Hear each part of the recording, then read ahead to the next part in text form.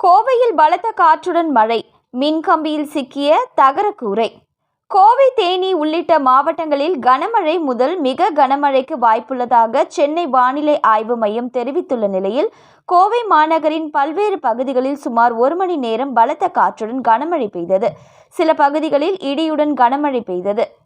உடையாம்பாளையம் அடுத்துள்ள காந்திநகர் பகுதியில் பலத்த காற்று வீசியதால் தகர கூரை ஒன்று பறந்து மின்கம்பி மீது விழுந்தது. அப்பகுதியை கடக்கும் பொதுமக்கள் மற்றும் வாகன ஓட்டிகளை அச்சுறுத்தும் வகையில் மின்கம்பியில் விழுந்த தகர கூரையை அகற்றும் பணிகளில் மாநகராட்சி ஊழியர்கள் ஈடுபட்டனர். Podanur, Saibaba colony, Masakkalipalayam, Gandhipuram, Ramanathapuram, Sivananda colony, Velandipalayam, Idayarpalayam, TVS Nagar, rail நிலையம், வடவள்ளி, கணுவாய் உள்ளிட்ட பகுதிகளில் மிதமான மழை தொடர்ந்து பெய்து வந்தது.